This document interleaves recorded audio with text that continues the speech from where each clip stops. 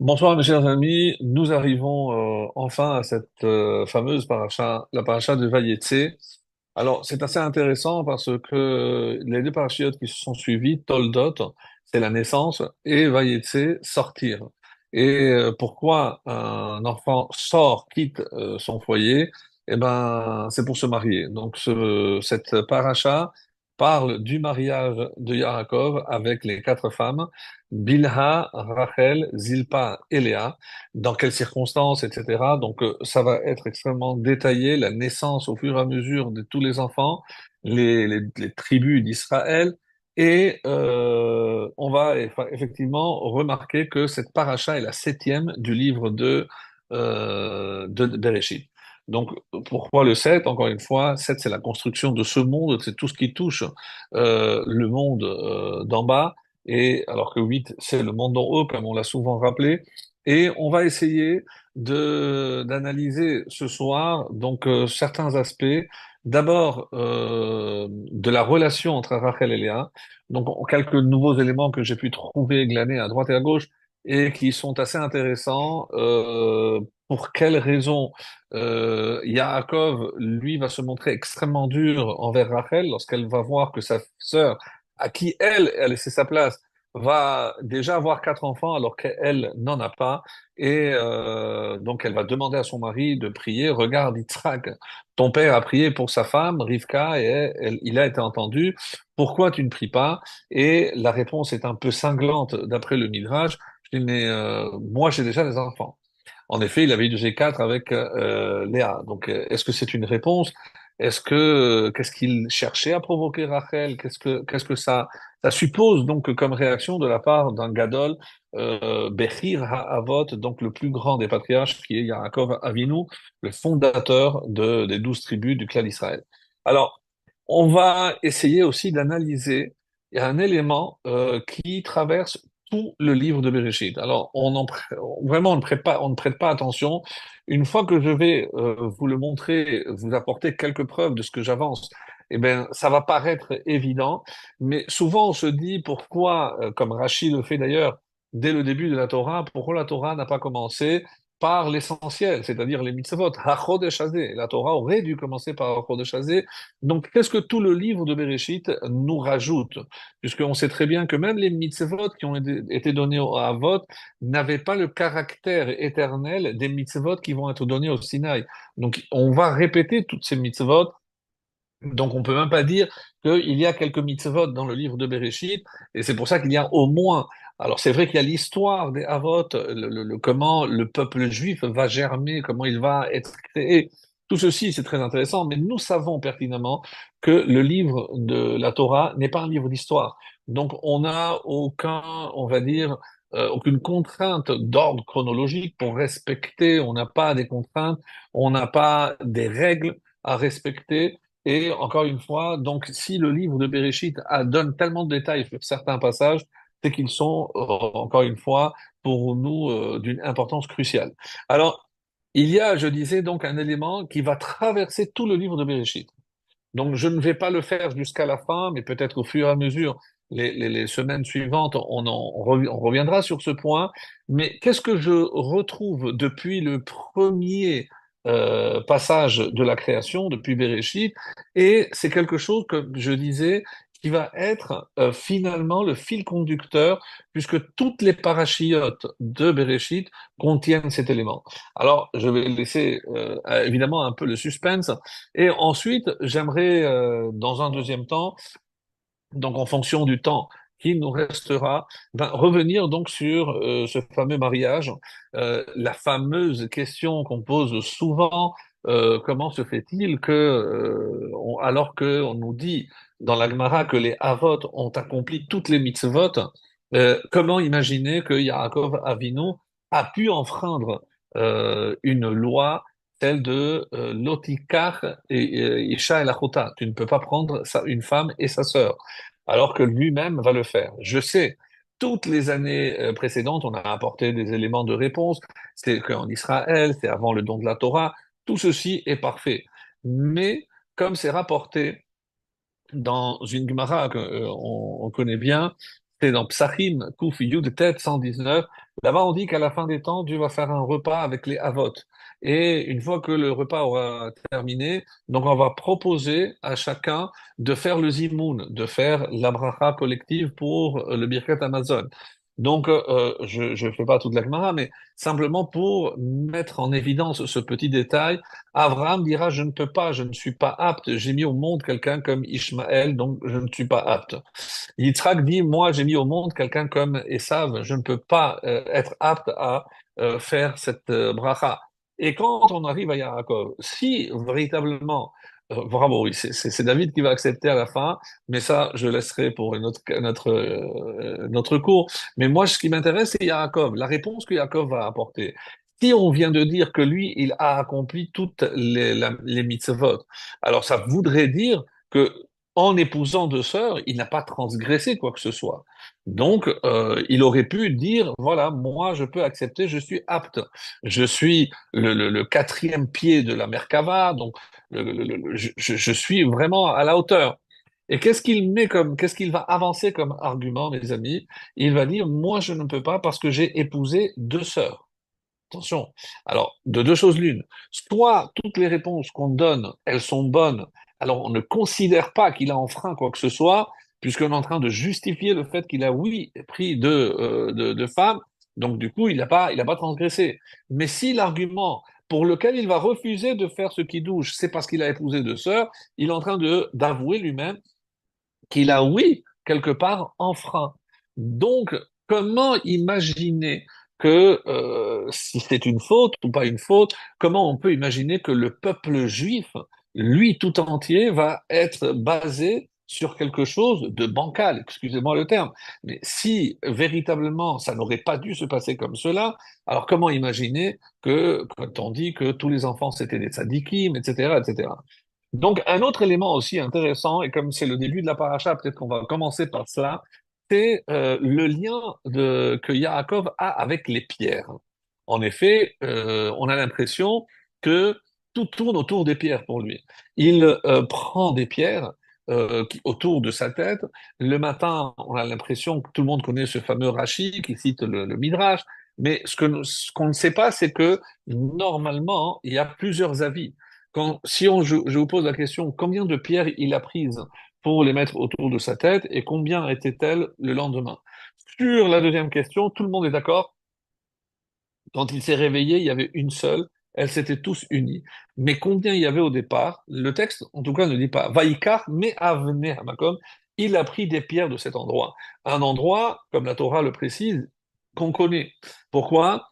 Parce que ce serait l'endroit et les pierres qui auraient appartenu au Misbéach, à l'autel construit par Adam Arishon.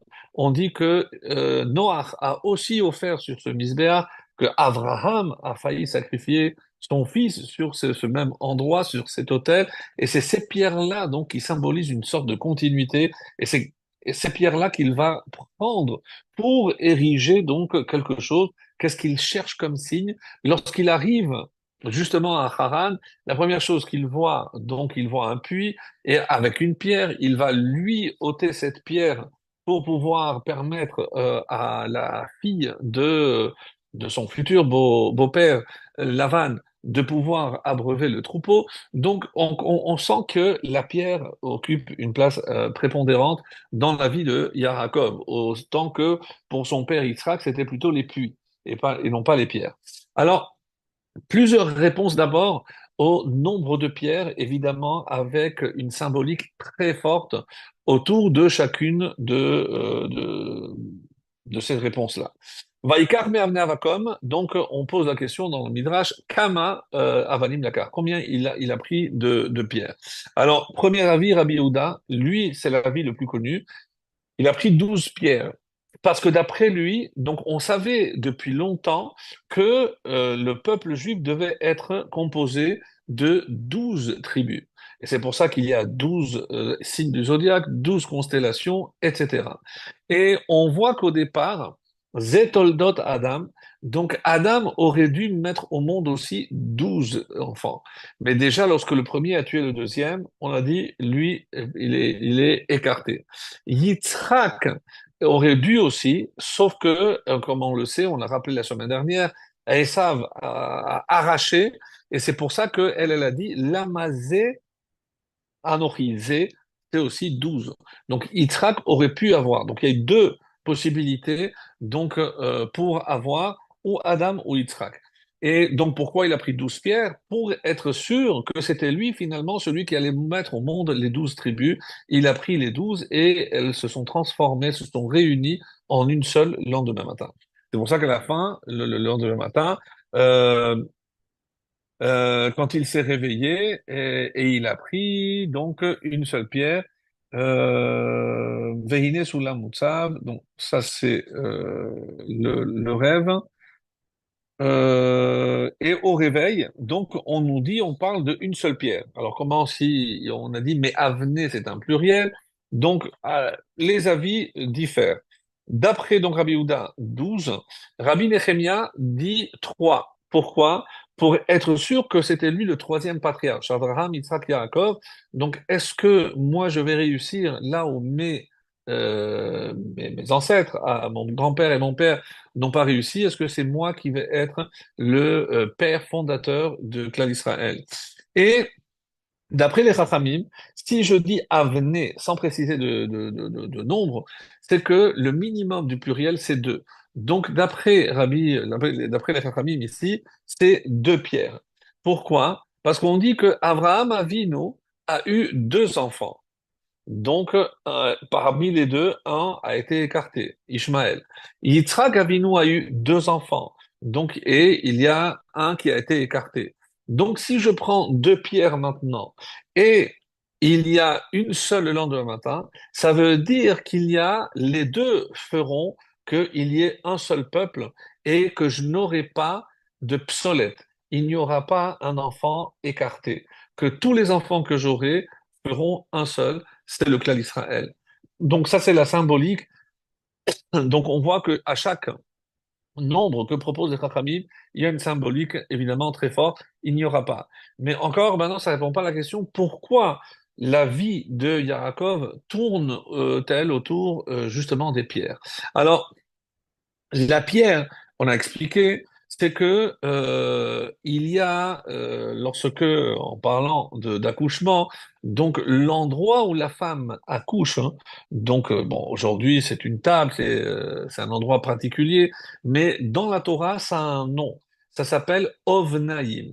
Ovnaïm, c'est le duel de Even. Donc Even, c'est Avanim, mais deux pierres, c'est Ovnaïm. Donc, et on considère que comme la femme construit Banta Beta, c'est elle qui construit la maison, donc Even, c'est aussi un pseudonyme qu'on donne à la femme. Donc ici, pourquoi tout le début de la paracha va parler de Pierre? Parce que qu'est-ce qu'il est sorti faire, Yaakov, Vayetse, qu'est-ce qu'il est sorti? Chercher sa pierre, c'est-à-dire chercher sa femme. Et donc ici, c'est la notion ça, c'est l'explication très jolie d'un rave qui s'appelle le rave Kluger, qui donne cette explication par rapport à la pierre, la symbolique de la pierre, c'est la femme, parce que c'est celle qui édifie, et quand elle donne naissance, ça se passe aussi sur un endroit qui s'appelle la pierre double, en quelque sorte. Une autre explication qui est due à un autre commentaire très connu aussi, qui s'appelle Oznaïm, littéralement les oreilles de la Torah, Oznaïm la Torah, et il dit comme ça, que généralement, et ça, on pose souvent la question, pourquoi lorsqu'on va visiter la tombe de son père ou de sa mère, donc d'un parent, on pose une pierre ou un tsilloun. Qu'est-ce que c'est la symbolique de la pierre? On avait parlé, c'est parce que c'est comme si le fils venait voir son père et lui dit, écoute, voilà papa, sache que non seulement toi tu as été mon père, maintenant moi qui est ton fils, moi j'ai aussi maintenant un fils, et donc les initiales de Av, papa, Ben, fils, et Nun, Neched, ça donne Even. Autrement dit, la pierre, hein, c'est les initiales de Av Ben Neched, le père, le fils et le petit-fils. Donc, qu'est-ce que symbolise la pierre? C'est une continuité, puisque la pierre, c'est quelque chose qui était là avant moi, et la pierre, elle, continue à exister même lorsque moi, je ne suis pas là, à travers évidemment ma descendance. Donc, c'est le symbole de la continuité. Et c'est pour ça que celui qui est le fondateur au final des 12 tribus, eh ben, sa vie tourne autour de la pierre comme un symbole de cette transmission. Et si prends les deux premières lettres, c'est Av, et les deux dernières, c'est Ben. Donc, c'est le fils qui suit le père.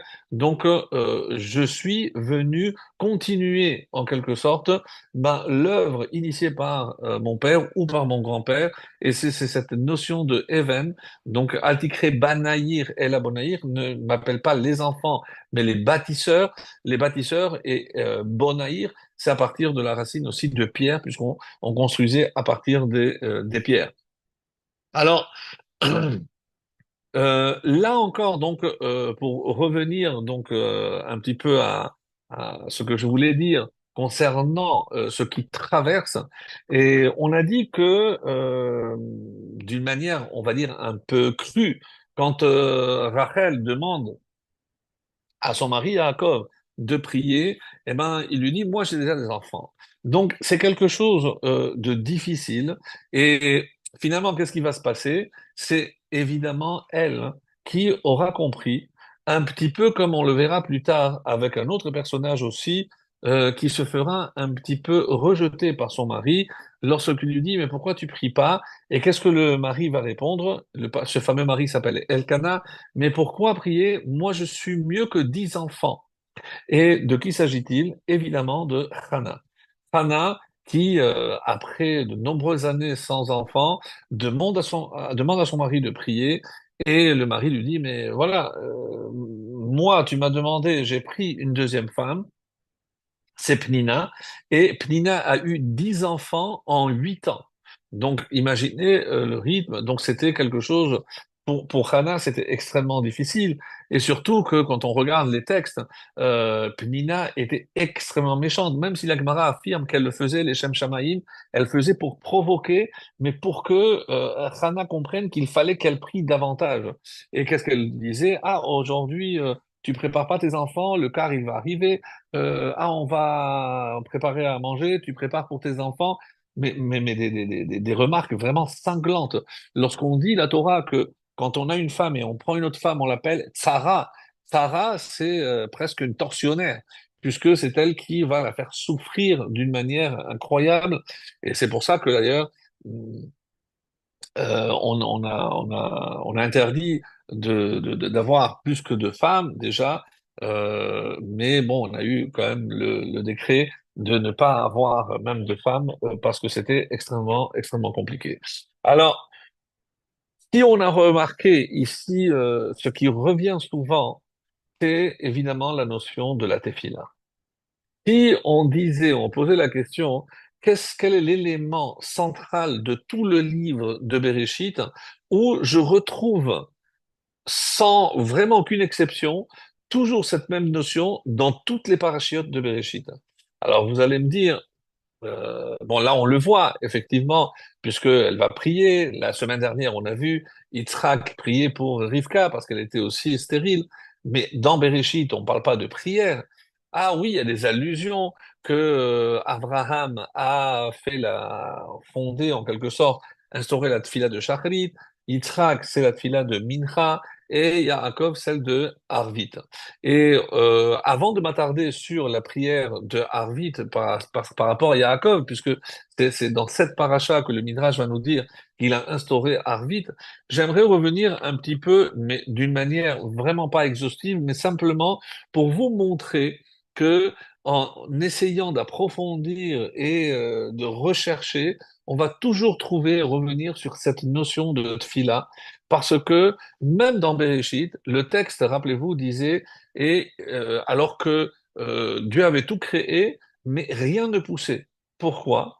Parce que qu'il y a Adam Ayin, parce que il n'y avait pas d'homme. Et Rachid dit, mais et alors s'il n'y a pas d'homme? Parce que qu'est-ce que tout le monde attendait? La pluie. Mais la pluie ne peut pas descendre sans la prière de l'homme. N'oubliez pas, par rapport à ce qu'on avait dit par rapport à Abraham, que l'homme, c'est celui qui fait la jonction entre le ciel et la terre, mais d'une manière vraiment très visible, comment le ciel et la terre s'unissent à travers la pluie, puisque c'est la pluie qui va unir et c'est ce qui va faire évidemment germer, ce qui va en quelque sorte générer la vie ici-bas sur terre. Donc, mais qui provoque cette pluie? C'est comme si quelque part il y avait une clé qui ouvrait le ciel et cette clé est entre les mains de l'homme. Et quand Adam a prié, quand il a compris, dès qu'il a prié, il y a eu la pluie et tout a pris vie. Donc, le Rav Pinkus donne une image. C'est quelqu'un, évidemment, qui a acheté toute la marchandise, il a déjà tout payé et tout est dans le camion, mais le camion ne peut pas sortir parce que la grille est encore fermée. Donc, tout est là. Mais tant que je n'ouvre pas la grille, eh ben, je ne pourrai pas profiter de ce que je viens d'acheter. D'une manière un peu plus visible, si je sais que j'ai reçu un chèque très important et que, mais pour l'instant, c'est un papier, je n'ai pas l'argent, et qu'est-ce que j'attends? Je suis devant la porte de la banque. Tant que la banque n'ouvre pas, mais je ne peux pas recevoir l'argent de ce chèque, même si le chèque évidemment est valable et tout ce qu'il faut. Mais sans la banque, je ne peux pas recevoir cet argent. C'est le Rav Pinkus qui donne cet exemple merveilleux.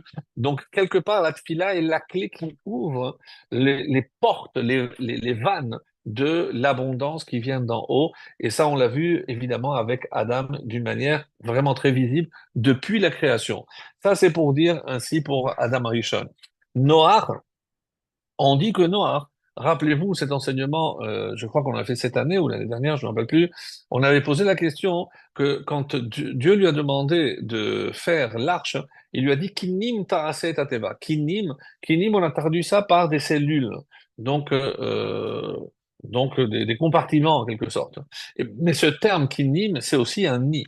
Et le Midrash avait dit de la même façon que les kinim, c'est-à-dire les oiseaux, eh ben, purifient celui qui est Metzora, celui qui est lépreux littéralement, mais on avait expliqué, eh ben, de la même façon, les kinim de la Teva vont purifier Noach. Mais Noach, de quoi il devait être purifié? Et rappelez-vous, dans la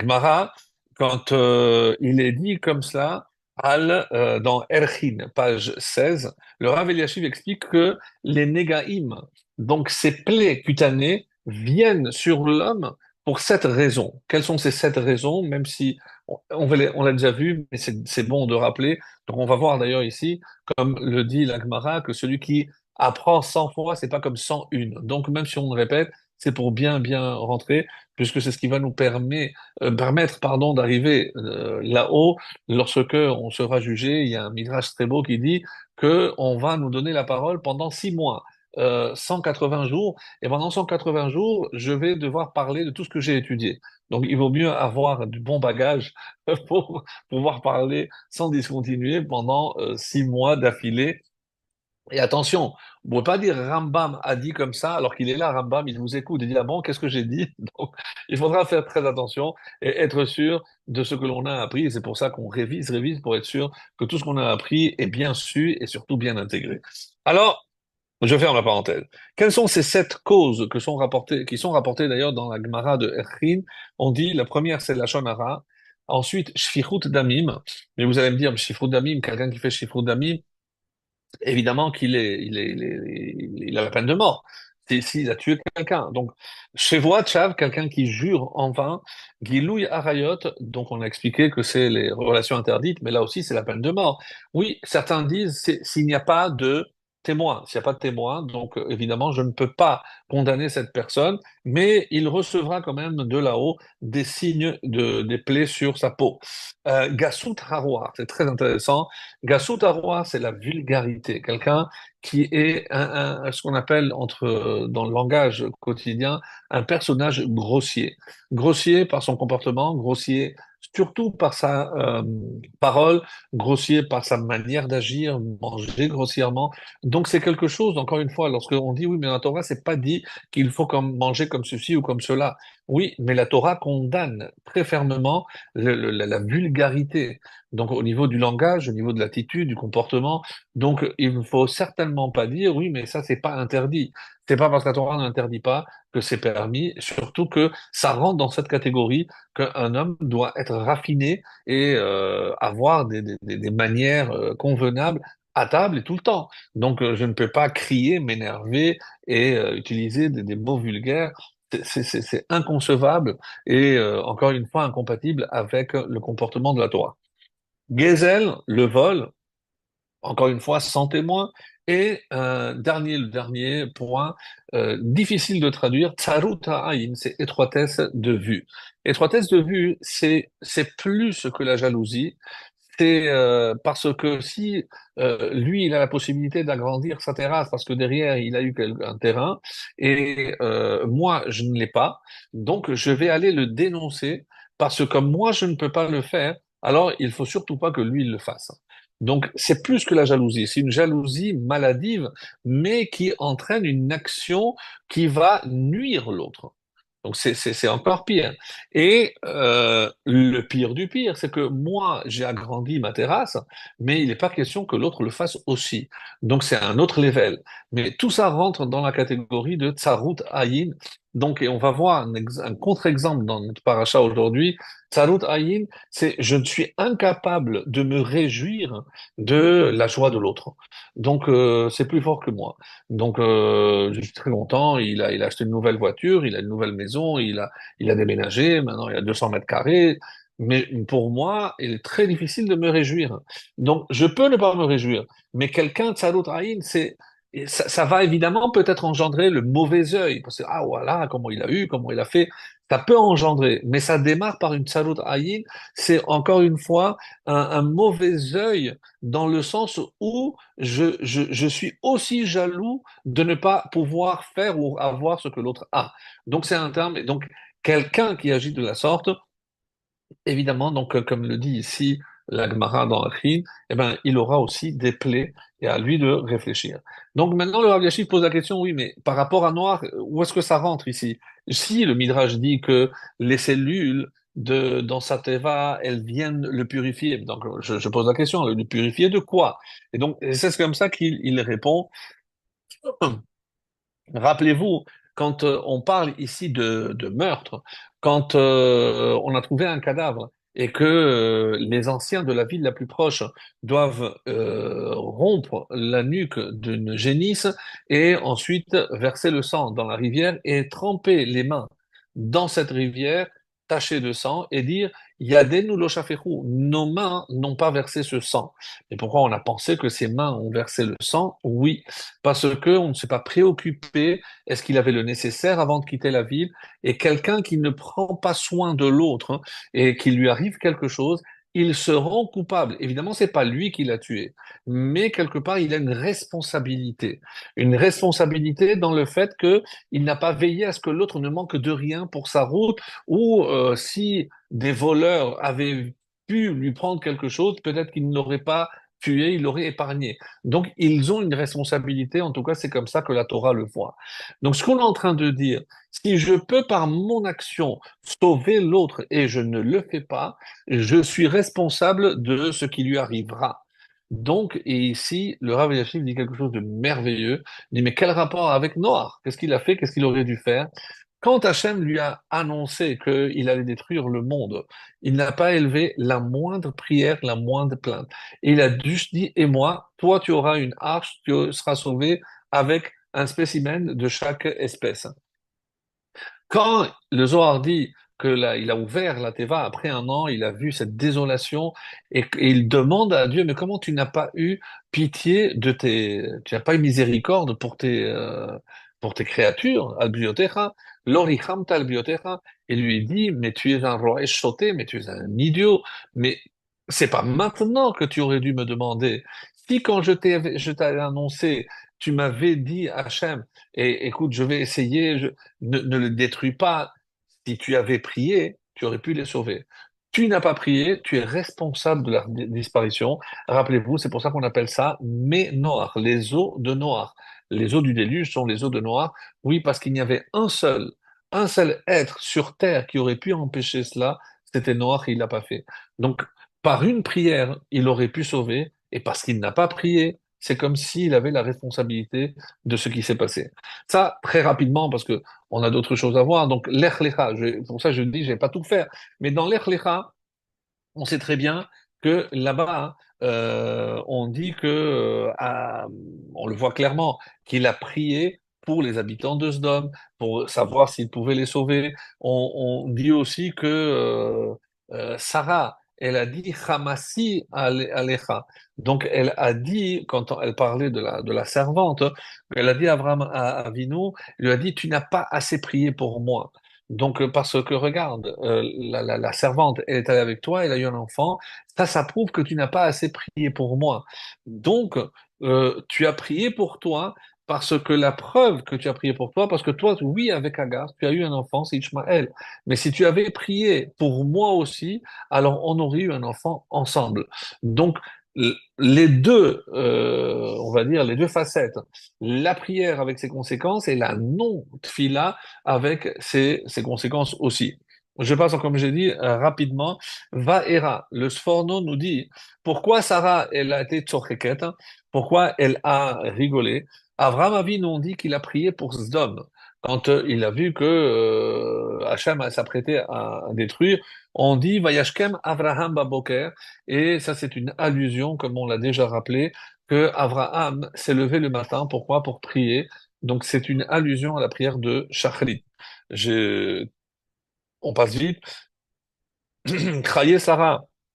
Là, on va voir l'expression Vayetse, la Souar Basadé. Donc, Yitzhak est sorti pour Souar, la Shon Sicha, discuter, parler avec qui? Eh bien, avec Hachem. On dit que il est sorti pour prier. C'est la prière de Mincha.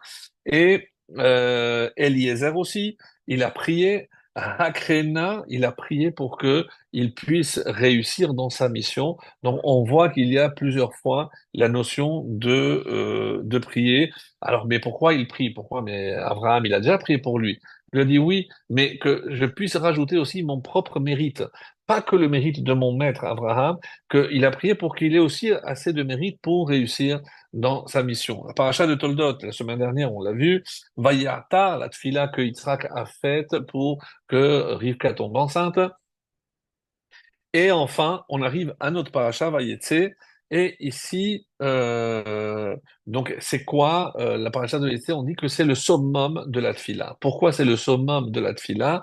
Parce que on va voir ici que il y a une expression, et c'est pour ça qu'on va s'attarder un peu plus, puisque c'est notre paracha bien sûr, mais on va s'attarder sur une description qui est un peu gênante, et vous allez comprendre pourquoi.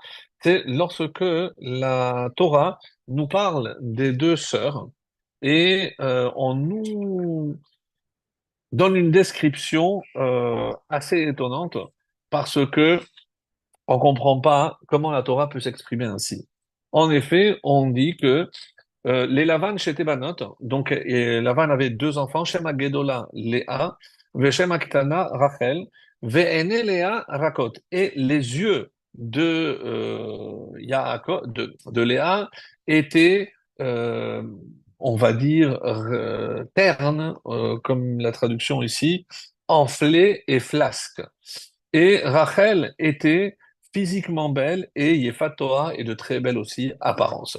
Alors, pourquoi la Torah, avant même qu'on connaisse le personnage de Léa, nous dit qu'elle était, elle avait les yeux ternes, donc un peu comme éteint, et le Midrash va plus loin, c'est-à-dire elle avait tellement pleuré que les cils étaient tombés. Je ne sais pas si vous avez vu quelqu'un avec des yeux sans cils, c'est très moche. Et ce qui est étonnant, c'est qu'on parle ici de deux sœurs jumelles, donc si on parle, on dit que l'une était belle, ben, l'autre devait lui ressembler, même s'ils sont pas identiques, mais c'est assez rare que deux sœurs jumelles, une soit belle et une ne le soit pas. Donc elle était belle, mais à force de pleurer, elle avait donc, et à cause des yeux, elle a abîmé en quelque sorte tout son visage. Alors, qu'est-ce qu'il faut comprendre ici? Si elles se ressemblent, alors de quoi on parle? Pourquoi on s'arrête juste sur un détail par rapport aux yeux de Léa pour nous dire qu'elle avait trop pleuré et qu'ils étaient ternes? Donc viennent les Rachamim et nous disent, attention, c'est que vous n'avez pas compris. Ce que le texte vient dire ici, quand je dis d'une personne qu'elle était belle physiquement et belle apparence, je parle ici, donc je suis en train de parler de ses qualités. Et je ne peux pas imaginer que la Torah donne les qualités de Rachel et les défauts de Léa. Donc, si je dis que les yeux étaient de telle façon ou telle façon, je suis en train de faire un shvar, je suis en train de vanter en quelque sorte les qualités ou la beauté de Léa aussi. Et vous allez me dire, mais alors, je ne comprends pas. Comment, avec de tels yeux, je peux considérer que la Torah vient de me donner ici les qualités de Léa? Alors, c'est pour comprendre la grandeur de Léa. Pourquoi? Parce que c'est exactement cette force extraordinaire que Léa a fait preuve de cette grandeur. Pourquoi? Tout le monde connaît. Parce que quand les deux frères sont nés, elle savait qu'elle devait épouser l'aîné parce qu'elle était l'aînée, que Rachel épouserait le jeune. Et on dit qu'elle allait sur les chemins et elle se renseignait. Est-ce que vous connaissez Yitzhak? Oui. Et vous connaissez ses enfants? Ah oui, oui, il y a deux enfants. Et comment ils sont? Ah, il y a un Yitzhak, j'ai sérieux, toujours toute la journée, il étudie, la yeshiva, magnifique. Et l'autre, l'autre, il vaut mieux ne pas en parler. C'est un bandit des quatre chemins, c'est un criminel, c'est un truand. Et chaque fois, elle entendait ça et elle pleurait. Alors, pourquoi on dit que tous les jours elle allait alors? Pourquoi elle faisait cela? Pourquoi elle parce que elle se disait peut-être que si je dois me marier avec lui, eh ben un jour il va changer. Et elle avait toujours l'espoir hein, qu'un jour on lui allait apporter. Oui, il était comme ça, mais bon, il a commencé à changer. Là, elle espérait toujours. En tout cas, qu'est-ce que la Torah vient nous révéler ici? Mes amis, c'est la force de la tefila. Parce que à la fin, quand les événements vont se dérouler dans cette paracha, eh ben, alors que c'était déjà signé et contresigné, qu'il y avait déjà un contrat entre les deux parents, que nos deux filles se marieront avec vos deux garçons, etc. Donc tout était signé, tout était déjà consigné, mais rien ne se passe comme ça a été prévu. Puisqu'au final du final, Léa n'épousera pas Esav. Alors, comment c'est possible? Comment on va assister à un changement radical d'un décret, plus qu'un décret, d'un contrat qui avait été dûment signé et autres? Pourquoi? Ça, c'est la force des pleurs hein, de Léa. Parce que, au final, si vous vous rappelez, et il y a un détail ici magnifique, mes amis, j'ai découvert ça vraiment quand j'ai vu pour la première fois, j'ai eu moi-même les larmes aux yeux. Pourquoi? Parce que on sait que Rachel aussi, elle a pleuré. Rappelez-vous dans la Haftara, donc le prophète qui dit que Rachel mevaka albanea, mais analit nachem, elle pleure sur ses enfants, elle refuse d'être consolée, et jusqu'à ce que Hachem lui dit Min colère mi bechi, arrête, cesse de pleurer. Donc, dès que Rachel commence à pleurer, Dieu lui-même intervient, lui dit, ça y est, arrête, je t'ai entendu, Veshavu banim ligvulam, et tous les enfants reviendront, Be'ezrat Hashem, sains et saufs chez eux, ce qu'on souhaite au dernier des otages, Be'ezrat Hashem, qu'on entende ce mois des lumières, euh, que eux aussi puissent atteindre la lumière de leur foyer, Amen et tous les soldats en bonne santé, en bonne forme, Be'ezrat Hashem. Donc, quand elle a pleuré, Léa, pourquoi Hachem n'a pas agi de la même façon? Il dit, écoute, c'est bon, cesse de pleurer, c'est bon, j'ai entendu tes pleurs, et ben ça y est, t'inquiète pas, tu épouseras aussi Yaakov. Pourquoi pas? Parce que de la même façon qu'il intervient en faveur de Rachel, pourquoi il ne le fait pas en faveur de Léa? Et ça, mes amis, c'est magnifique. Parce que il y a une différence entre les deux pleurs et les raisons de ces pleurs. Pourquoi Rachel pleure-t-elle? Rappelez-vous, parce que Dieu a détruit le temple, il a exilé les derniers juifs qui restaient, les tribus de Yehuda et de Binyamin, et elle intervient après, malheureusement, un échec de la part de tous les Havot et tous ceux qui ont essayé de dissuader Hachem de les ramener, de ramener tous les enfants au bercail, et ben, la seule que personne que Dieu va entendre, c'est Rachel. Et on va essayer de comprendre aussi pourquoi plus tard. Parce que, évidemment, pourquoi tu es jaloux? Parce que qu'ils ont fait la Avodazara, et parce que tu crois qu'ils t'ont remplacé. Mais moi, j'ai aussi cédé ma place. J'ai jamais été jalouse de ma sœur, alors que j'avais toutes les raisons d'être jaloux. C'est moi qui lui ai cédé ma place. C'est moi qui lui ai donné les signes pour que Yaakov soit sûr qu'il s'agissait de moi-même. C'est moi qui, à la fin, j'ai dû donner aussi ma servante parce que je n'arrivais pas à avoir moi d'enfant, et etc., etc. Alors, écoutez bien, la différence, c'est que quand il s'agit des malheurs d'Israël et que quelqu'un pleure pour que cessent les malheurs, alors Hachem prend en compte ses pleurs, ses prières pour mettre fin à la souffrance du peuple juif. Si on savait pleurer pour que cessent toutes les souffrances de notre peuple, croyez-moi, et c'est ce qui était dit ici, il n'y aurait plus de souffrance et Hachem écouterait tout de suite les pleurs et les tfilotes faites, mais vraiment avec le cœur et avec les larmes. Par contre, pourquoi Léa pleure-t-elle? Elle pleure pas pour des malheurs. Elle pleure parce que elle veut aussi fonder le peuple juif.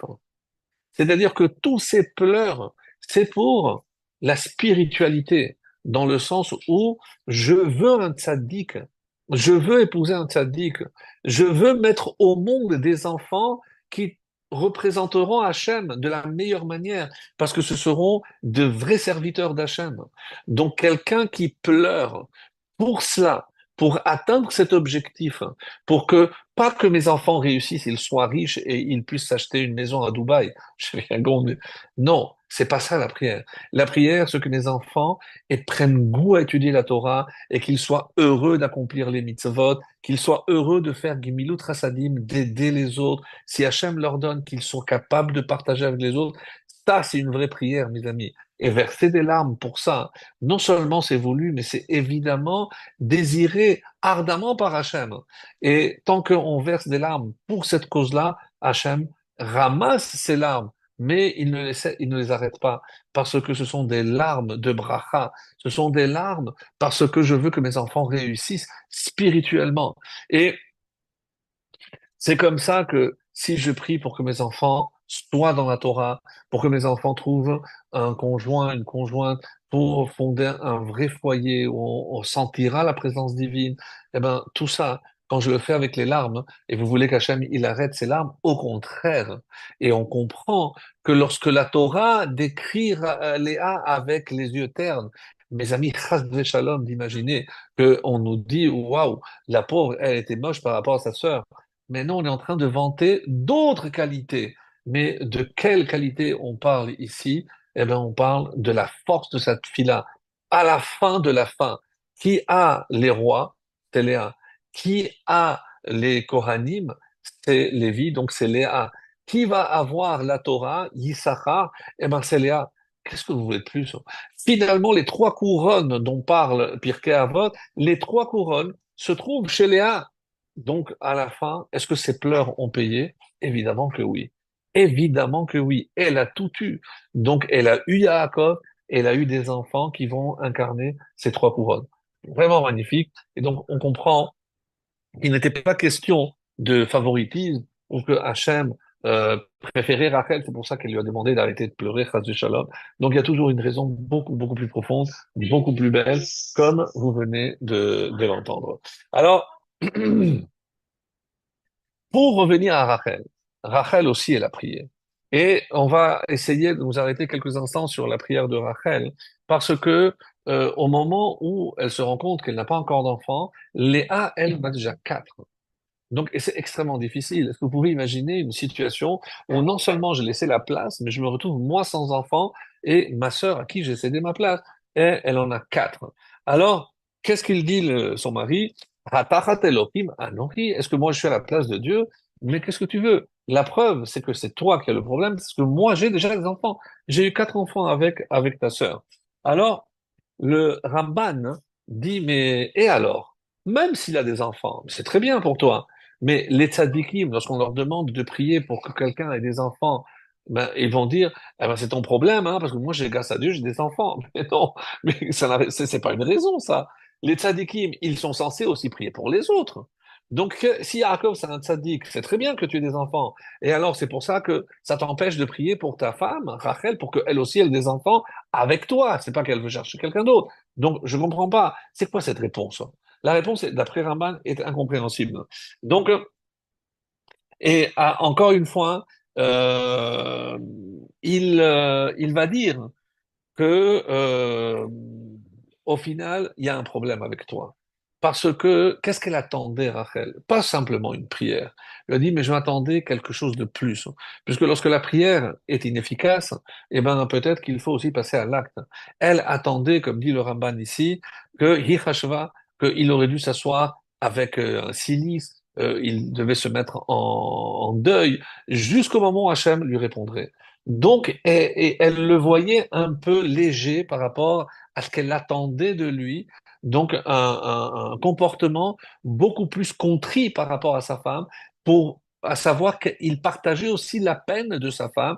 Et c'est pas parce que tu as des enfants, c'est magnifique pour toi, mais elle ne sentait pas que Yaakov partageait véritablement sa souffrance. C'est comme ça que c'est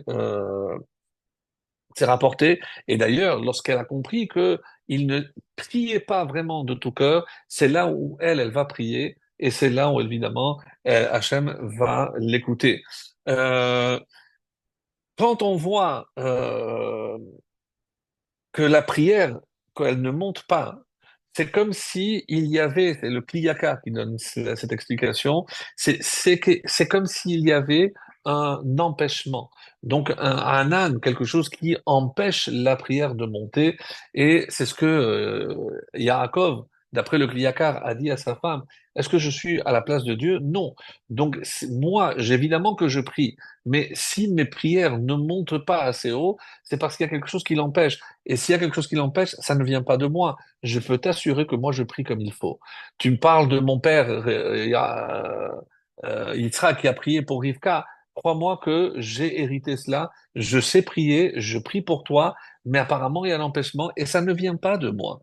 Donc, ils étaient en train de s'excuser, pas en train de le chas de shalom, la rejeter ou la vexer, qu'à Dieu ne plaise de dire une chose pareille. Et c'est pour ça que, apparemment, c'est toi qui as un problème. Donc, essaie de réfléchir. Peut-être que toi, tu ne pries pas. Et dès qu'elle a prié, regardez les deux noms des enfants. Dan, il y a un jugement, donc c'est aussi lié à la prière. Et Naphtali, certains disent que la chaîne Tefila, puisque c'est la même mère, Tefila. Donc, c'est la preuve que dès qu'elle a, elle, prié comme il faut, Hachem l'a écouté. Donc c'est très bien de demander à des tzadikim de prier pour nous, mais c'est comme porter la charge. Je dois aider à quelqu'un à porter sa charge, mais si lui aussi il porte. S'il se dit ah ça te dérange pas de et lui c'est comme ça va pas non, mais c'est la même chose. C'est dire à un tzadik tu peux prier pour moi, bien sûr, mais tu pries toi aussi bien sûr. Ah non moi je sais pas. Qu'est-ce que ça veut dire tu sais pas. Donc dès que Rachel a prié, elle est entendue. Donc on voit encore que si la prière de Léa jusqu'où elle a porté, la prière de Rachel aussi, elle a été entendue.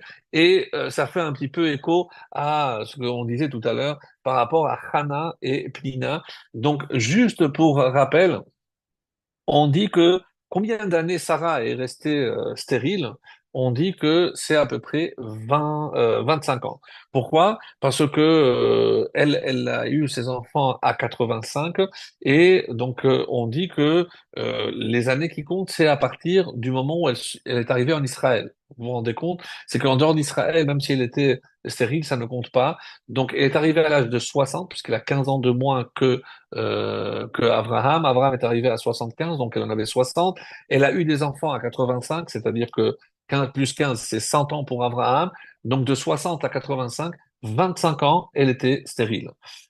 Pour Rivka, puisqu'on dit qu'elle s'est fiancée à 3 ans et qu'elle a eu ses enfants à 23 ans, c'est vrai que jusqu'à 13 ans, normalement, on ne sait pas si elle est stérile, mais la preuve qu'elle était stérile de 13 à 23, c'est qu'elle était déjà stérile avant. Donc les Ramim disent que Rivka est restée stérile 20 ans, de 3 à 23 ans. En tout cas, Hannah, combien de temps elle est restée stérile? 19 ans. C'est comme ça que c'est rapporté dans les textes. Et après 10 ans déjà, donc puisque c'est la date, le laps de temps légal, il a pris une deuxième femme qui s'appelait Pénina, et c'est elle qui a eu 10 enfants en l'espace de 8 ans. Le Yalkut Simoni nous dit que Pénina, elle exacerbait, elle énervait d'une manière constante Hana, mais même si c'était méchant, mais on dit que c'était les Shem Shamaïm. Elle a fauté pour la bonne cause parce qu'elle voulait susciter la prière sincère chez Hana. Et d'ailleurs, elle va réussir, puisque Hana ira finalement prier avec cette tfila qui est connue, Vatetpalel Hana, et elle aura finalement un enfant, même s'il y en aura d'autres après. Mais Shmuel, le premier qu'elle va avoir avec son mari Elkana, est comparé à Moshe et Aaron. C'est dire le niveau exceptionnel de Shmuel. Et tout ceci suite, comme c'est rapporté dans Brachot, page 31 B, c'est que suite justement à l'attitude de Pnina à son égard, elle a pris conscience de l'importance et c'est pour ça qu'il y a Vatit Palel Chana. Évidemment qu'elle a prié avant, mais comme elle comptait sur la prière de son mari Elkana, la prière n'était pas entière, complète. Mais dès qu'elle a compris que son mari dit, voilà, je suis mieux pour toi que 10 enfants, pourquoi tu veux quand même des enfants? Elle a compris que la préoccupation n'était pas la même. Donc, dès qu'elle a mis tout son cœur dans cette fille-là, elle a été exaucée. Donc, je me suis arrêté pour la tfila à la paracha de Vayetse, mais on peut voir par la suite, mais ça sera pour une autre fois. Alors, dans la paracha de Mishpatim, il y a marqué comme ça: Kol almana veyatom lo te'anun, im ano ta'ane oto ki im tza'ok tza'ak elai, shamo eshma tza'akato. Donc, toute veuve ou orphelin, lo te'anun, vous ne ferez pas souffrir. Im ane, attention, si vous vous faites souffrir, et si jamais il élève une plainte vers moi, Elai, et j'écouterai sa plainte. Et les Haramim font remarquer dans ce passage quelque chose d'assez extraordinaire, c'est que tous les verbes sont doublés. Im'ano ta'ane, ta'ok et ta'ak, shamoa et shma. Donc, qu'est-ce qu'il veut dire Hachem? Tout ce que tu lui feras, je te le ferai subir aussi. Donc attention comment tu te comportes avec un orphelin et avec une veuve. Donc la Torah met en garde d'une manière vraiment très claire que attention comment tu te comportes vis-à-vis des faibles, des gens qui sont affaiblis par les circonstances de la vie et peu importe. Rambam nous dit, mais j'ai pas compris, Shama Eshma Tzakato. Et alors, Hachem, il n'écoute que la prière d'un yatom, de quelqu'un qui est orphelin. C'est la seule prière que Hachem écoute. D'ailleurs, on nous fait remarquer quelque chose de très beau, c'est que c'est aussi dit par rapport à Esther, Yefat Toa Vifat Mar'e, si je prends les initiales, Yud, Yefat Toa Tav, Vifat Vav, Mar'e même, ça donne Yatom. Les initiales de belle physique et de belle apparence, c'est Yatom. Parce que ici, on met en avant que la prière de Rachel ressemble à celle d'un Yatom. Mais elle n'est pas orpheline, j'ai pas compris. Qu'est-ce que c'est Yatom? Et pourquoi donc la prière de d'orphelin serait-elle différente? Alors, le Ramban pose la question, pourquoi? Parce que quand il y a quelqu'un qui a besoin d'aide, donc on a une dette, etc., on se tourne vers nos frères et sœurs, vers notre père, vers nos parents, dès qu'on a un souci. Lorsque un yatom a un problème, il n'y a plus son père pour l'aider. Donc, le seul qui pourra l'aider, c'est son père, évidemment, qui est dans le ciel. Donc, par rapport à Hachem, pas son papa physique, bien sûr. Et pourquoi la prière du Yatom est-elle particulière? Parce que lui ne se tourne vers personne. Comme c'est quelqu'un qui est faible et qui a en lui développé une sorte de faiblesse dans le sens où il sait que le regard compatissant des autres le gêne, le dérange. Donc, il n'osera jamais aller demander de l'aide à l'extérieur. Donc, lui, il sait qu'il ne peut compter que sur Hachem. Et donc, c'est pour ça que quand on parle de la tfila du Yatom, elle est particulière parce que quand j'ai un souci, d'abord je tape à plusieurs portes. Lorsque tu as fait le tour, tu n'as pas trouvé, Hachem, est-ce que tu peux m'envoyer? Mais fais encore un autre tour et regarde, après viens me voir. Donc, le Yatom, il ne peut pas, il va directement vers Hachem. Midrash Rabbah nous dit, quand vous avez pleuré, Yetomim anachnu. Mais nous, on est comme des orphelins. Je dis, mais vous n'avez pas compris. Vous vous considérez, je vais vous envoyer un vrai yatom et vous allez comprendre ce que c'est un yatom. Qui est par excellence le yatom, l'orphelin par excellence, quand on parle d'orphelin, c'est En la Avaem. Donc on parle de Esther. Oui, Esther Amalka, Esther Hadassah, En la Avaem, qui n'avait ni père ni mère. Elle n'a connu ni son père. Il était mort alors que sa mère était enceinte et sa mère est morte en couche. Donc, littéralement, elle n'a jamais eu de père et de mère. Donc, et regardez ce que Esther a fait pour le peuple juif. Pourquoi? Parce que ses prières, elle n'a pas l'habitude de passer par, elle va directement. Donc, c'est ce qu'il dit dans le Midrash. Et rappelez-vous, qu'est-ce qui a marqué aussi concernant Esther? Yefat Toa Vetovat Mar'e. Ici, les initiales, ça donne aussi Yatom, pour mettre l'accent sur la qualité extraordinaire de sa prière. Et quand elle a prié, où on le sait, parce que elle est allée, alors qu'elle n'avait pas été conviée, elle va se présenter devant le roi, alors que moi aussi, et mes filles, Vaina Adotai, Atsum Ken. Donc, ils ont jeûné 3 jours. Je ne sais pas si vous imaginez, nous, au bout de 25-27 heures, on ne tient plus. Qu'est-ce que c'est 3 jours sans manger, sans boire? Mais on est défaillant, on ne peut pas bouger. C'est pour ça, va atsum ken, nous aussi.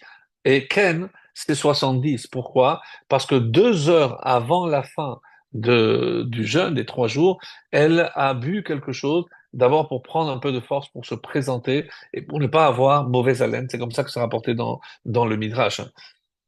Donc, et malheureusement, c'est comme ça qu'il y a ce Midrash très beau qui dit que lorsque Esther est passée devant les idoles, le roi Hakodesh l'a quittée et elle n'a pas compris. Alors, comment se fait-il que je ne vois plus, je ne sens plus la présence divine? Et elle s'est dit peut-être parce que j'ai épousé Achashverosh, je n'aurais pas dû l'épouser, ou alors c'est parce que je l'ai appelé Kélev, parce que je l'ai appelé un chien. Donc, comme c'est apporté dans le psaume. À partir de maintenant, dit-elle, je vais l'appeler Arié, je vais l'appeler un lion. Et donc, pourquoi? Quelle différence? C'est qu'avec un chien, on peut s'arranger. Parce que on peut essayer de l'amadouer, etc. Mais avec un lion, impossible de l'amadouer. Avec un lion, il n'y a pas. Donc, quand on est face à un lion et qu'on a peur de ce lion, la seule façon, évidemment, la seule protection ne peut venir que d'en haut. Alors, un dernier exemple par rapport à l'importance de la prière. Nous savons très bien que le jour de Kippour, le Kohen Gadol, la personne la plus sainte, rentrait dans l'endroit le plus saint, le jour le plus saint, et le temps qu'il restait là-bas, il faisait une tfila. Donc cette tfila, elle est consignée, elle est dans la Mishnah, dans Seder Avoda, le jour de Kippour, on lit le contenu, qu'aucune femme n'ait de fausse couche, etc. Mais ce qui est intéressant, mes amis, c'est que n'écoute pas la prière des Ovrei Delachim, des passants, de ceux qui sont en chemin. Ça veut dire quoi? N'écoute pas la prière de ceux qui sont en chemin. Parce que si le Cohen ne demandait pas, alors Hachem, oui, aurait écouté la prière de ces hommes, de ces personnes. Pourquoi? Nous rappelons que nous sommes après les fêtes de Sukkot, on a demandé la pluie, et donc tous ces gens devaient rentrer chez eux. Alors évidemment que si ils devaient faire toute cette route jusqu'au nord d'Israël ou jusqu'au plus sud, au plus au sud, donc sous une pluie battante, c'était extrêmement désagréable. Donc ils priaient pour qu'il ne pleuve pas. Et de notre côté, nous avons tous les agriculteurs qui n'attendaient que ça, que la pluie commence. Donc pourquoi Hachem aurait écouté plus les passants que les agriculteurs? Parce que si eux prient, alors pourquoi le Kohen Gadol a besoin lui aussi d'appuyer pour dire, et surtout n'écoute pas les voyageurs. C'est-à-dire que les voyageurs ont quelque chose de plus que les agriculteurs n'ont pas. Les agriculteurs, en fait, quel est leur souci? C'est un souci personnel, un souci de parnassa, un souci parce que leurs champs ont besoin d'eau. Eh ben, si je peux l'irriguer autrement, je me débrouille. J'ai pas besoin de la pluie. Donc, eux, ils savent qu'il y a d'autres moyens de s'arranger. Mais pour ceux qui sont dans le chemin et le fait d'être exposés, comme ils pouvaient l'être, à la pluie, aux intempéries, pour arriver crevés, malades, etc., donc eux savaient que le seul qui pouvait empêcher la pluie, c'était Hachem. Donc effectivement, leur prière était beaucoup plus puissante que celle de tous les agriculteurs réunis. Et c'est comme ça que on l'explique. Et Yaakov, pour terminer, donc on a parlé des prières, on va parler maintenant donc de la dernière prière, c'est celle de Yaakov Avinu. Yaakov Avinu, dans notre paracha, on va voir qu'il va faire la tfila de Harvit. Et ce qui est intéressant dans la tfila de Harvit, c'est pourquoi c'est Yaakov qui a fait Harvit. Harvit, c'est dans la nuit. Et la nuit, on le sait, c'est l'exil. Yaakov Avinu est le symbole de la personne qui a enduré tout ce qu'une personne peut endurer. Un frère qui veut le tuer, un beau-père qui veut le tourmenter, lui voler, des, des choses incroyables. On va voir par la suite une fille qui, malheureusement, va être séquestrée, molestée et violée. Donc, un fils qui va disparaître. Un fils, il soupçonne qu'il a mal tourné, autre, mais c'est une calamité. Si on met bout à bout toutes les épreuves de Yaakov, mais il a dépassé haut la main les 10 épreuves d'Avraham Avinu, puisque toute sa vie, ce sont des épreuves. Et pourtant, il est là, et il le sait parce que lui incarne le juif de l'exil.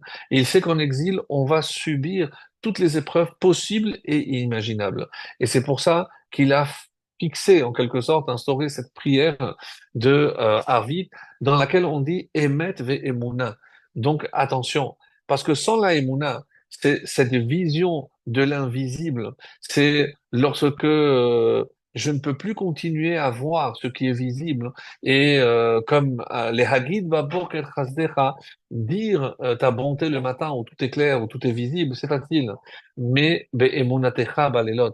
Mais pour la nuit, j'ai besoin de ta émouna, ta confiance. Parce que c'est la seule qui me permettra de continuer à avancer, même dans l'obscurité, parce que je sais qu'au bout de ce tunnel, il y a la lumière. Donc, et c'est très beau parce que c'est le moi de Kislev qui lui apportera justement cette lumière tant attendue avec les Hashmonaïm. On aura l'occasion d'y revenir. Et on dit qu'il a aussi fait un psaume. C'est quoi ce fameux psaume qu'il a fondé? Sachez, pour ceux qui s'en souviennent de la semaine dernière, qu'il y a un lien très très proche entre Yaakov et David Ameller. Tellement que certains disent que c'est Yaakov qui a rédigé, qui a écrit les psaumes, qui se sont oubliés, et c'est David qui les a réécrits. Mais si on considère que ces âmes sont connectées, ben, on n'est pas étonné que ce soit l'un ou l'autre qui les ait rédigés en premier. En tout cas, le psaume dont il est question dans notre paracha, c'est le Midrash qui les rapporte, c'est notre fameux psaume 121, je crois, les Shir la Ma'alot, Esa Enai Ele Harim, Me'ayin Yavo Ezri. D'où viendra mon aide? Donc, ce psaume magnifique que nous disons, nous les séfarades, et certains Ashkénazes, disons le soir avant l'Inouï Shabbat, donc on l'a inclus. Pourquoi ce psaume particulièrement? Parce qu'il a été fondé, instauré par Yaakov Avinu lorsqu'il a fait la prière de Harvit. Mais à quoi fait allusion? Si on analyse bien ce psaume, qu'est-ce qu'il qu'est-ce qu'il dit? N'oubliez pas que lorsqu'il est sorti, c'est pour ça qu'il a deux sorties, il est déjà parti, Vaïel Erpadena Aram. Mais ici, il est sorti après avoir étudié, et d'ailleurs, c'était tout le bagage qu'il avait, puisque Eliphaz, qui, sous l'ordre de son père, de son grand-père, Esav, devait le tuer, son père, pardon, il a finalement pris tous ses biens, parce que Jacob lui a dit que c'est comme ça que je suis considéré comme un mort. Lorsqu'il se présente ici à Haran, il n'a rien. Il pleure, il se lamente. Comment je vais me marier? Alors que regardez, Eliezer, il est venu avec 10 chameaux. Moi, je viens une main devant, une main derrière. J'ai rien à proposer. Qu'est-ce que je vais proposer? C'est pour ça qu'il va proposer son travail cette année, alors qu'on lui a rien demandé. Mais il se sent tellement mal. Et c'est pour ça, Me'aïn Yevo Ezri, d'où va venir mon aide? Et qui est Ezri? on dit que la Torah a appelé la femme Ezer Kenegdo. Donc Ezer c'est la femme, mais Aïn Yavo Ezri, d'où va venir mon conjoint, mon shidour, puisque je n'ai rien à proposer. Ezri mi Hachem, eh ben, il y a Hachem, il n'y a que toi qui peux diriger mes pas vers ma future femme.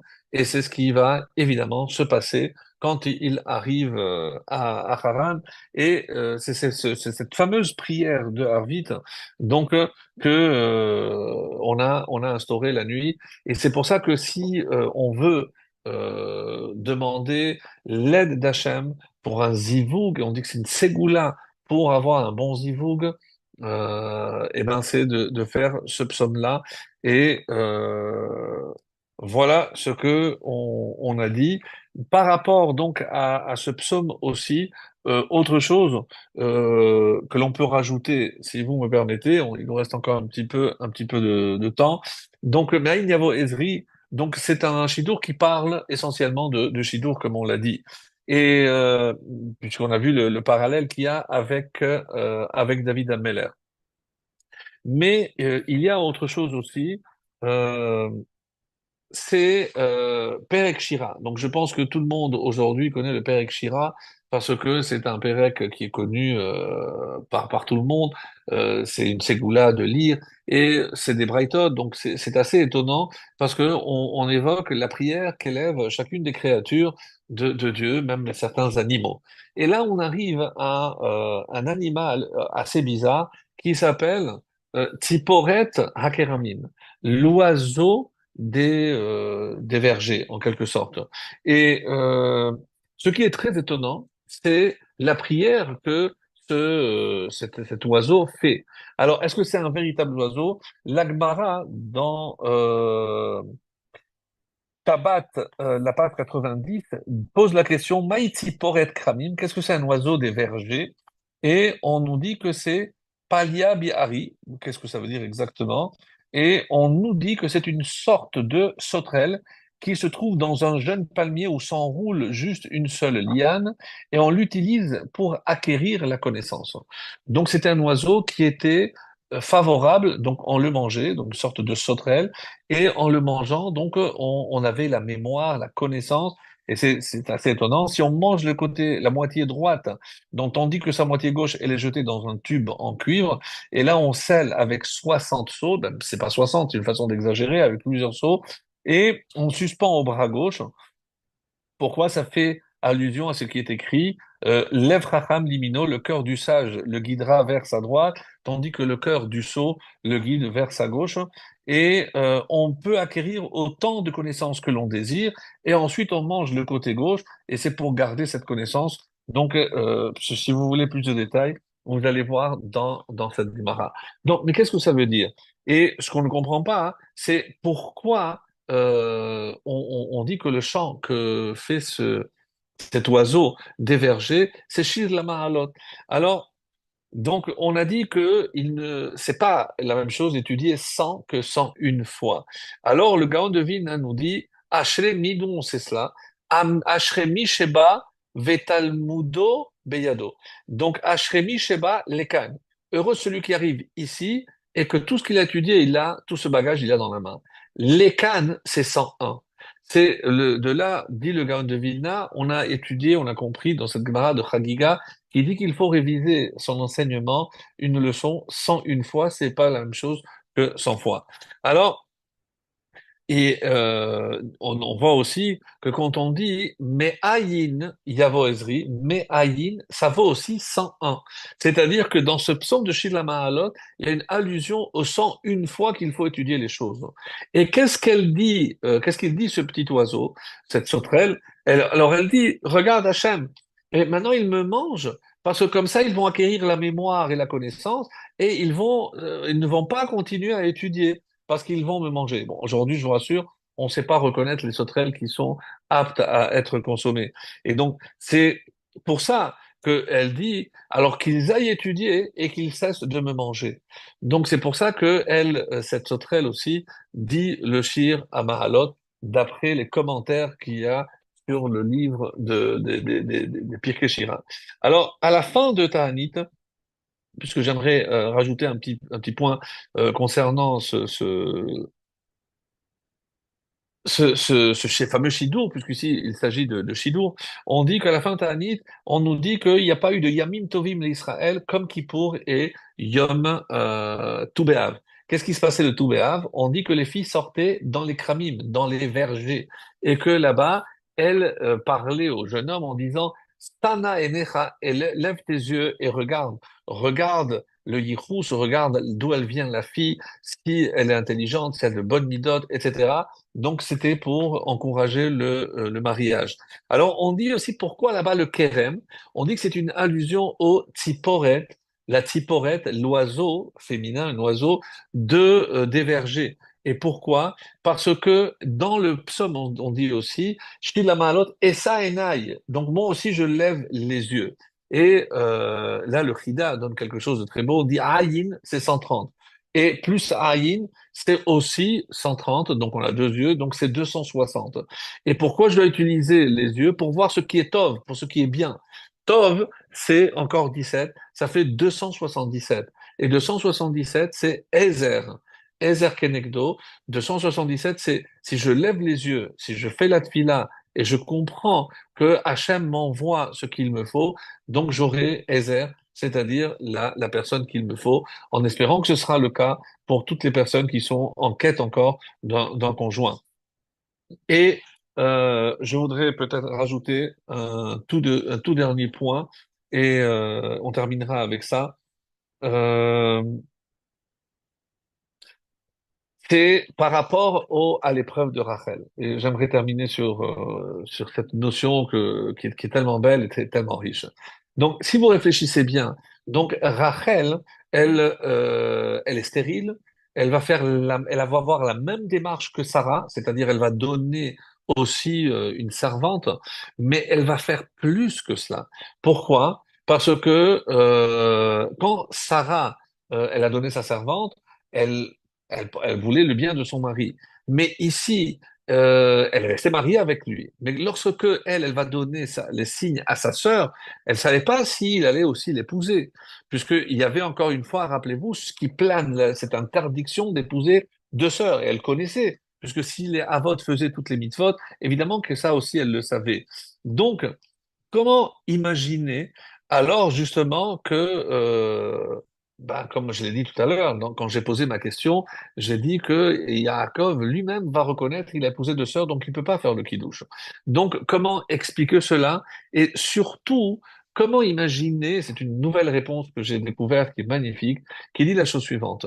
Normalement, lorsque la Torah te dit, tu ne mélanges pas, c'est comme ça. Tu n'épouses pas, c'est comme ça. Tu n'épouses pas deux sœurs parce que il y a pas forcément de raison. Mais lorsque la Torah donne l'interdiction d'épouser deux sœurs, qu'est-ce que la Torah, elle dit? Justement, lotikar isha shte achayot, donc comme le texte dit, lotikar isha litror. Donc, lotikar shte litror. La Torah, d'une raison, ne prend pas de sœurs de peur qu'elles deviennent ennemies. Donc la Torah ici donne, oui, une raison. Pourquoi on ne peut pas épouser deux sœurs? De peur qu'elles ne soient des ennemis. Donc quand on dit que c'est avant que la Torah soit donnée, c'est vrai qu'une fois que la Torah va être donnée, je ne peux pas utiliser la raison que la Torah donne en disant, ben, si les deux sœurs ne se détestent pas, alors je peux, oui, épouser deux sœurs. Mais tant que la Torah n'a pas été donnée, mais que je sais qu'il existe une raison, ça c'est magnifique, c'est le Rav Neventzal, l'ancien grand rabbin de la vieille ville, qui dit dans son livre, donne cette explication merveilleuse, il dit, mais finalement, on a la preuve que Rachel n'était pas du tout jalouse de Léa. Attendez, mais quand elle est allée pleurer, non, non, non. On dit que, où est-ce que j'ai eu la preuve que Rachel ne détestait pas et n'en voulait pas à sa sœur Léa? Et qu'il a fallu finalement passer par trois épreuves. Réfléchissez. Avant qu'elle ait un enfant, il a fallu qu'elle donne sa sœur, premièrement, qu'elle donne sa servante. Et pourquoi elle a dû donner à sa servante? Ça ne suffit pas, les deux sœurs. Parce que quand la Torah nous dit qu'on ne peut pas épouser deux sœurs, c'est lorsque j'ai épousé une sœur, je ne peux pas épouser la deuxième. Mais lorsque je n'ai pas encore épousé, elles ne peuvent pas être ennemies. Pourquoi? Parce que aucune est ma femme. Donc je choisis une, mais je ne suis pas marié à l'autre. Donc quand la Torah dit qu'elles ne peuvent pas être, elles se détester, de peur qu'elles se détestent, mais ça rentre pas. Donc il faut voir si effectivement, maintenant qu'elle est mariée, si elle donne une autre femme, si elle va la détester. Et à ce moment-là, qu'est-ce qu'elle donne? Elle va donner Bilha, elle va donner sa servante à elle. Alors que oui, elle est mariée, pour prouver qu'elle peut donner sa sœur, mais ici c'est sa demi-sœur. Donc oui, ça rentre dans le cadre. C'est une demi-sœur qu'elle donne pour prouver que elle peut accepter une demi-sœur comme épouse et elle n'est pas jalouse, elle ne viendra pas la détester. Mais quelle est l'épreuve suprême hein, que elle n'a jamais détesté sa sœur? C'est l'histoire des mandragores, l'histoire des doudaïm, que je suis obligé de dire très rapidement. Mais quand, rappelez-vous, quand Léa nous dit quoi? Ça ne te suffit pas de m'avoir pris mon mari, maintenant tu veux me prendre les mandragores? Attendez, je pas compris là. Mais comment elle dit ça? Mais c'est toi qui lui as piqué son mari. Tu sais très bien que il a travaillé pour ça. Même s'il y a une explication très biscornue, mais en tout cas, il s'agit. Il y a eu un avis qui dit que Léa était plus petite que Rachel. Elle était ouais, de taille, petite de taille. Donc, quand tu m'as dit que tu travailles pour la petite, eh ben sache que ben la petite, c'était Léa, parce qu'elle est plus petite. Donc c'est pour ça que je t'ai donné Léa. Tu m'as dit la petite. Bon, on voit bien qu'il s'agit de Lavan. Mais il a aussi une autre ruse. Je fais, non, ici, on ne fait pas comme chez vous. Ou alors, tu sais quoi, je vais faire comme toi. Quand toi, tu es né, est-ce que c'est vrai que tu as attrapé le pied de ton frère? Il a dit oui. Je fais, mais pourquoi? Parce que tu voulais être le Béchor. À la fin, donc, qui est le Béchor? Celui qui est sorti le deuxième. Puisque finalement, c'est toi qui te considères le Béchor. N'est-ce pas? Oui. Eh ben, qui est sorti la première chez moi? C'est Léa. Mais qui est sorti la deuxième? Rachel. Donc Rachel, qui est sortie la deuxième, eh ben, c'est elle finalement la Béphora. Donc tu m'as demandé la petite, je t'ai donné Léa. Comme toi, d'après toi, c'est celui qui est le premier conçu et pas le premier qui est sorti. Donc j'ai joué tes règles. Regardez le vice de la vanne jusqu'où ça va, c'est incroyable. Donc quand j'arrive au Mandragore, c'est l'épreuve suprême. Quand elle entend de la bouche de sa sœur, qui avait peut-être les voix identiques, c'est pour ça qu'elle ne s'est pas rendue compte, peu importe les raisons. Mais lorsqu'elle entend de la bouche de sa sœur, tu m'as déjà pris mon mari et tu veux me prendre aussi les mandragores de mon fils. Quelle est la réaction de Rachel? Elle ne dit rien. Je dis, mais tu n'as pas honte de me dire ça? C'est moi qui t'ai donné les signes. Il a travaillé 7 ans pour moi et tu viens maintenant. Elle n'a rien dit, elle a accepté. Elle a accepté. C'est-à-dire l'épreuve suprême de Rachel, d'après ce que j'ai découvert ici aujourd'hui, c'est pas parce qu'elle a donné les signes à sa sœur, c'est pas parce qu'elle a laissé la place à sa sœur. Non, c'est au moment où sa sœur lui dit, tu m'as piqué mon mari, elle ne dit rien, elle accepte, elle baisse la tête et lui dit, tu as raison. Mais je te demande quand même tes mandragores et je te donnerai mon mari, même si ce soir il doit venir avec moi, eh ben je te le donne à toi pour que je puisse enfanter.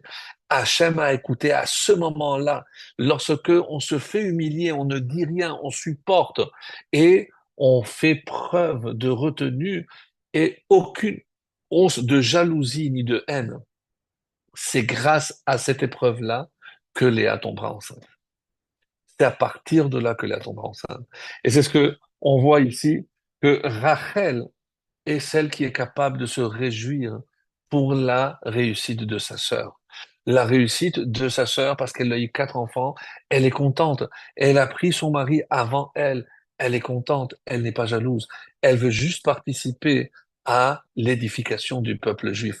De la même façon que Léa a pleuré parce qu'elle voulait faire partie de ce peuple extraordinaire et donner des enfants, eh ben Rachel, elle aspirait aussi à une seule chose, être aussi une matriarche. Et Hachem l'a écouté. Hachem nous écoute, mes chers amis, qu'on soit à la hauteur, que ce mois nous apporte la lumière à tous ceux qui sont dans l'obscurité, et surtout la lumière sur le mont Sion avec la reconstruction du temple et l'allumage de la vraie menorah cette année. Amen.